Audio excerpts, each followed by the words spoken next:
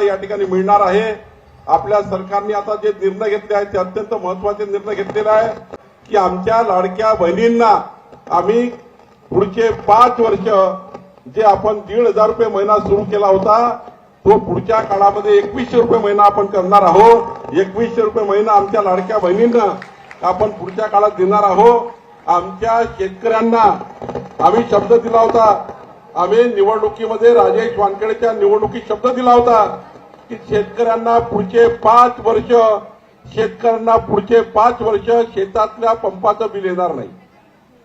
शेतकऱ्यांना पुढचे 5 वर्ष विजेचं बिल येणार नाही, आम्ही शब्द दिलाय। आमच्या लाडक्या बहिणींना 2100 रुपये देऊ हा शब्द दिलाय।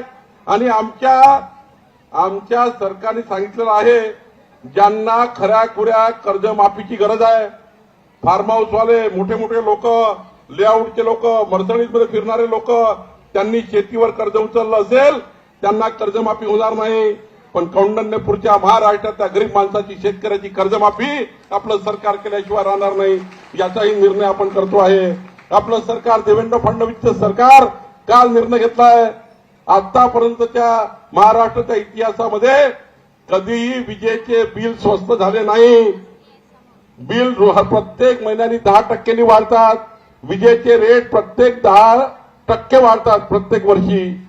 पण माननीय देवेंद्रजींनी काल निर्णय घेतलेला आहे, आत्ताचा रेट 8 रुपये 10 पैसे आहे, पुढच्या 5 वर्षांनी जर ऍव्हरेज केलं तो 11 रुपये 20 पैसे झाला पाहिजे ऍव्हरेज रेट। ज्या पद्धतीने वाढ सुरू आहे, ज्या पद्धतीची भाववाढ चालू आहे, पण माननीय देवेंद्र फडणवीसजी निर्णय घेतलेला आहे आपलं घरगुती जे वीज बिल आहे, म्हणजे शेताचं वीज बिल आम्ही घेणारच नाही, शेतकऱ्याकडे घेणारच नाही।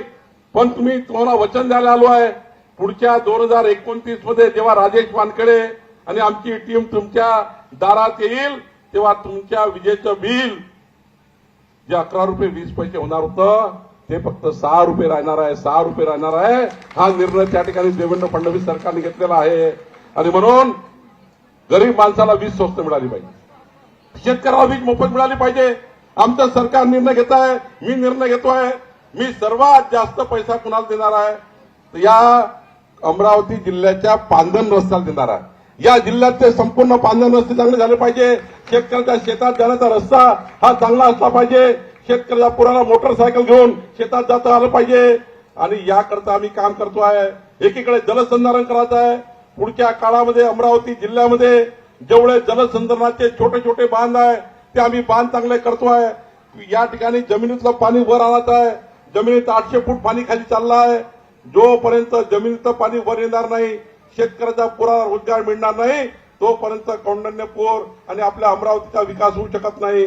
आणि म्हणून आमच्या लाडक्या बहिणींना आमची आश्वासन, आमच्या लाडक्या बहिणींना आणि सर्व भक्तांना आश्वासन आहे की आमचं सरकारने जो संकल्प केलाय, राजेश वानखेडेला मत देताना जो संकल्प तुम्ही केला होता, जो आम्ही संकल्प केला, देवेंद्र फडणवीस सरकारने सांगितलं तो एक एक शब्द आम्ही पूर्ण केल्याशिवाय राहणार नाही।